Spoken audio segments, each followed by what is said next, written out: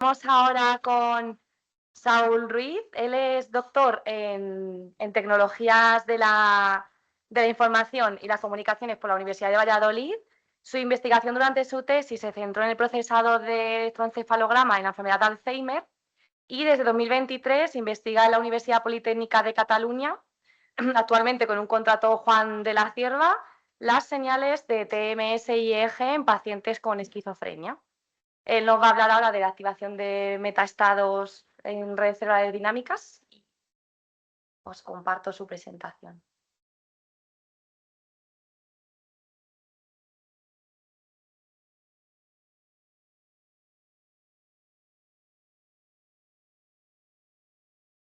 Bueno, muchas gracias por la presentación y como ha comentado Rosa, pues os voy a presentar la activación de los metaestados en la conectividad dinámica en pacientes con esquizofrenia durante la estimulación de TMS, que este estudio preliminar se ha realizado durante mi estancia de investigación en el Medical Center de la Universidad de Ámsterdam en colaboración con el doctor Arjan Hillebrand.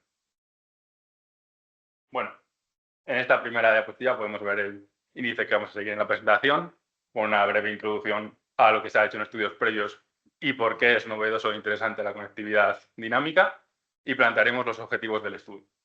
Después hablaremos de los participantes y los métodos, describiendo la base de datos utilizada y la metodología, para obtener unos resultados, que serían los metaestados por grupo y las medidas relacionadas con estos metaestados, que discutiremos para extraer las principales conclusiones, tanto técnicas como clínicas. Vale. En este caso únicamente hemos utilizado un tipo de señal, que ha sido la señal single pulse, que hemos hablado de ella suficiente. Es un único pulso.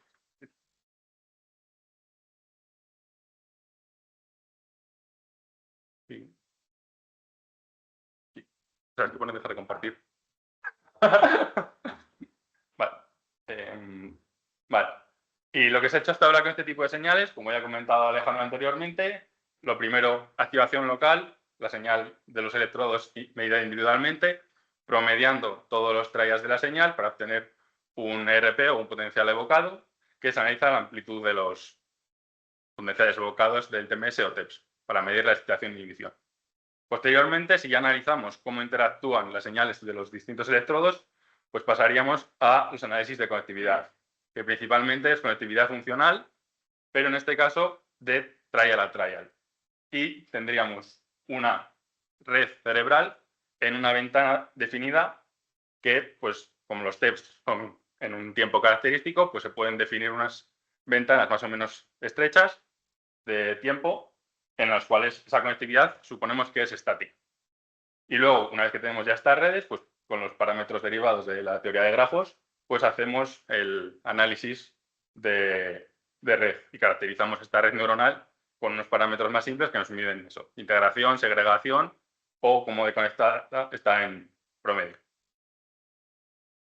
Pero ¿cuál es el problema? Que los análisis de conectividad funcional pues tienen unas limitaciones.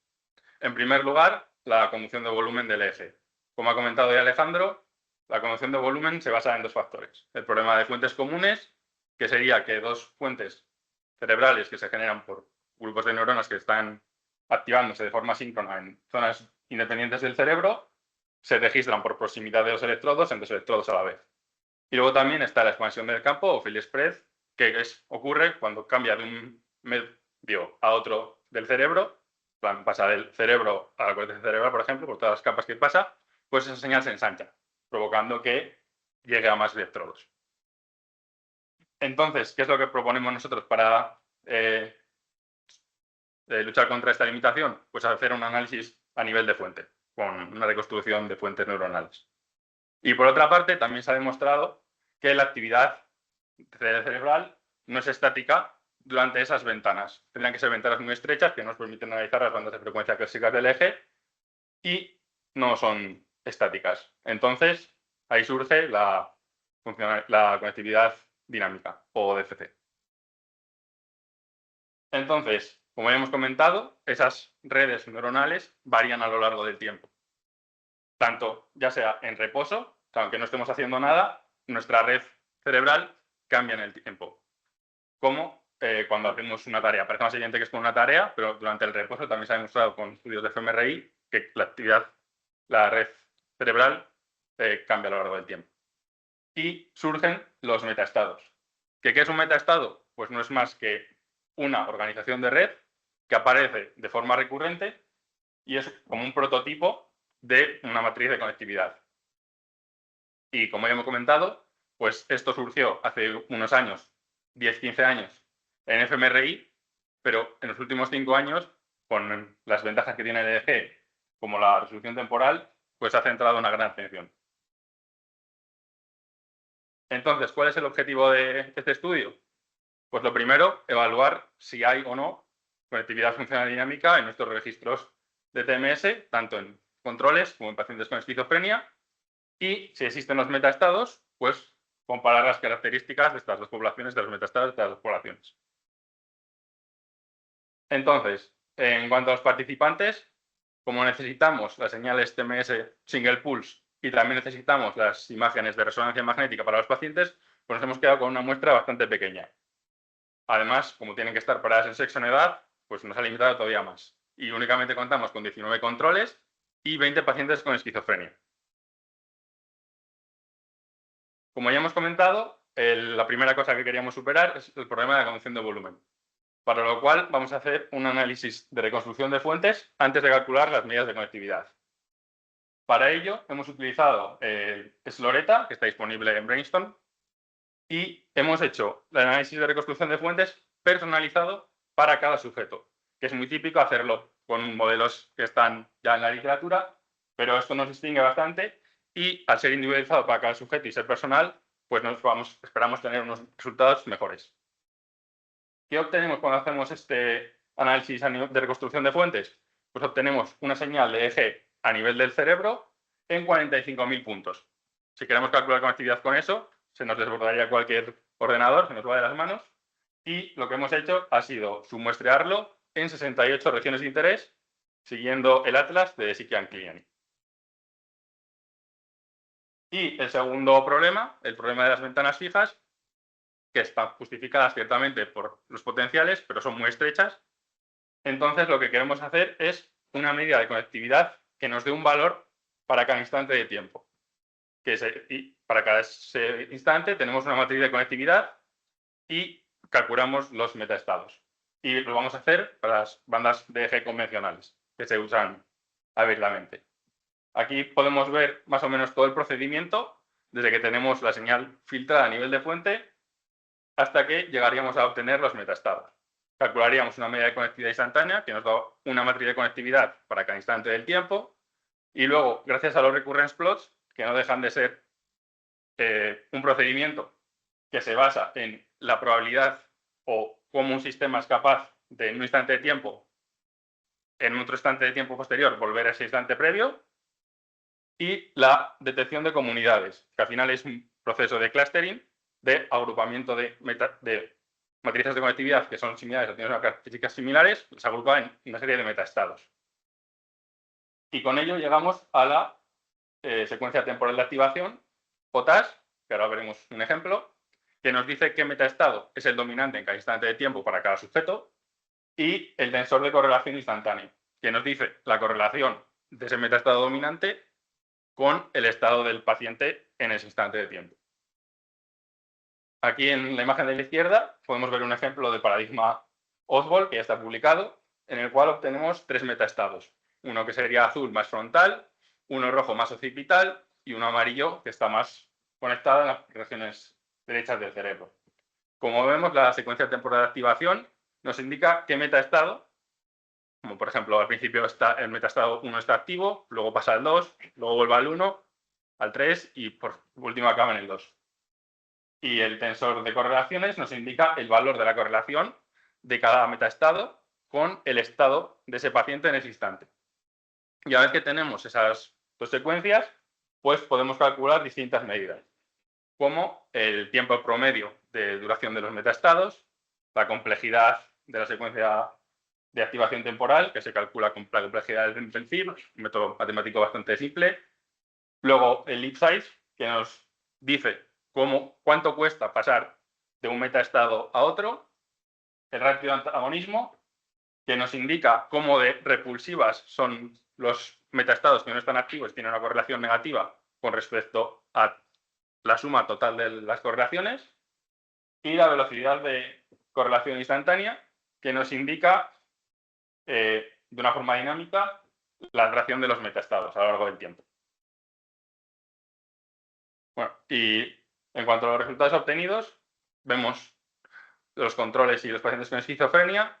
En lo primero que aparece una matriz indica qué metaestado está activo en cada instante del tiempo. Cada fila sería un sujeto de los controles y de izquierda a derecha sería desde menos 500 milisegundos hasta 500 milisegundos después del pulso TMS. Y luego las cabezas que se ven ahí indican el 5% de las conexiones más significativas, es decir, la red de ese metaestado, cómo está más conectada. Por ejemplo, en el caso de los controles, en la banda teta, que es la de arriba de toda la primera, pues el primer metaestado estaría muy conectado hacia la región izquierda del cerebro. El segundo, que será amarillo, sería una zona más central y frontal. El tercero en rojo, una zona más occipital. Y por último, el tercero en verde, pues una región más hacia la derecha. Como vemos, para todas las bandas y para los dos grupos se han obtenido 4 metaestados. Y si nos fijamos así de una forma desordenada, pues todos tienen un metaestado que está más conectado en la zona izquierda, otro más frontal y central, otro más occipital y otro más hacia la derecha. En este caso están ordenados de izquierda a derecha para los dos grupos, de tal forma que el primero es el que más tiempo está activo y el último de la derecha, el cuarto, es el que menos tiempo está activo.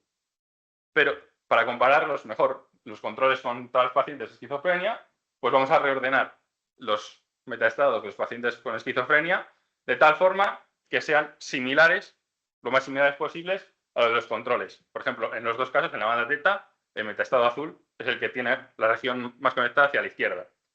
El amarillo es el frontal, el occipital en rojo y la derecha en verde. Y ahora ya podemos comparar directamente las matrices que veíamos a la izquierda. Por ejemplo, en la banda teta vemos que justo antes del pulso hay unos instantes de tiempo en los que es muy predominante en los dos grupos la zona occipital de esa región, está muy conectada. Y en cuanto a la respuesta, que esto es más interesante todavía, vemos como en beta 1 hay una región justo que se corresponde con los TEPs tempranos, en el cual está en los dos grupos muy activo el metaestado amarillo, que es el izquierdo en este caso. Y en beta 2 vemos cómo hay para los dos grupos también la región en amarillo, el metaestado amarillo, que en este caso es el occipital, que está muy activo durante los TEPs tardíos, que se corresponderían con el N100 y el P180 o 200 según la literatura. Pero esto es de una forma cualitativa, no tenemos números ni datos que comparar.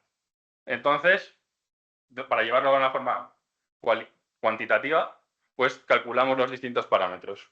Y como vemos, los pacientes en azul, los controles en azul y los pacientes en rojo, para las distintas bandas de izquierda a derecha, vemos como, por ejemplo, hay diferencias significativas en la banda beta 2 y los pacientes muestran valores mucho más elevados, significativamente elevados, de la duración del metaestado dominante. Es decir, como en beta 1 duran más los metaestados, eso nos quiere decir que hay menos transiciones también. Es decir, que no son capaces de modular la actividad del pulso TMS, igual que de bien que lo hacen los controles para cambiar de metaestado. Esto también nos lo indica la complejidad del TAS, que en este caso se obtienen valores significativamente inferiores. Que lo que nos quiere decir esto es que pasa por una secuencia más limitada de metaestados. O sea, por ejemplo, los controles pasan del 1 al 2, del 2 al 3, del 3 al 2, del 1 al 2, pero los pacientes con esquizofrenia, por ejemplo, solo pasarían del 1 al 3 y del 2 al 3. Hay secuencias que no existen para los pacientes con esquizofrenia que sí existen para los controles. En cuanto a la velocidad de correlación instantánea, en este caso hemos calculado la media, en la cual no se obtienen diferencias significativas para ninguna de las bandas, y la desviación estándar, para la cual obtenemos diferencias estadísticamente significativas y los pacientes muestran una desviación estándar superior. ¿Por qué puede ser debido a esto? Pues como he comentado Vicente al principio de la reunión, hay una gran heterogeneidad entre los pacientes con esquizofrenia. En este caso no hemos dividido por biotipos porque con 20 pacientes únicamente pues no tenemos suficientes para luego hacer la estadística. Entonces puede ser debido a eso, que la desviación estándar sea mayor en los pacientes.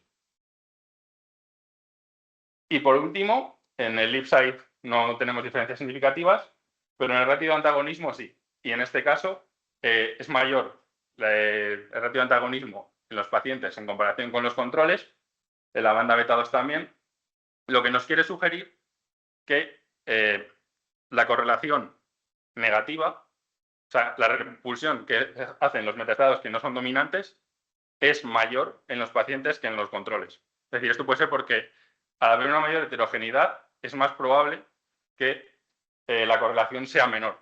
Si todas las correlaciones son menores, el ratio de las negativas va a ser mayor en los pacientes en comparación con los controles. Y en cuanto a la discusión, hemos obtenido 4 metaestados predominantes, que está en línea con lo que se obtiene en otros artículos, como el estudio previo, utilizando el paradigma Oswald. Y hemos visto que hay aumentos significativos en la banda beta 2 del tiempo promedio de los metaestados que están activos, por lo que en los pacientes hay una menor flexibilidad a la transición, son capaces de modular menos. La complejidad disminuye en los pacientes, también en la misma banda, lo que nos dice que hay un menor número de complejidad en las estructuras de la activación de los metaestados y un incremento en el ratio de antagonismo en beta 2, que lo que nos quiere decir es que la desactivación de los metaestados que no son dominantes es menor en los pacientes en comparación con los controles. Y en cuanto a las conclusiones, las hemos dividido en dos, que serían las conclusiones más técnicas y las conclusiones más médicas relacionadas con la enfermedad. En cuanto a las técnicas, hemos visto que la conectividad funcional dinámica nos ha permitido extraer una serie de metaestados a partir de las señales de eje reconstruidas utilizando las MRIs de cada sujeto. Y además el algoritmo nos ha permitido distinguir metaestados que tienen una coherencia por cómo se distribuyen en el cerebro. Y en cuanto a las conclusiones médicas, pues vemos que la esquizofrenia puede llegar a inducir patrones que son alterados, dependiendo de la frecuencia de estudio, en la reconfiguración de los metaestados durante la estimulación de TMS. Y también vemos que la activación de estos metaestados parece ser que está definida en el tiempo en relación a los TEPS y parece que también está suprimida en los pacientes con la enfermedad de esquizofrenia. Y esto ha sido todo. Muchas gracias.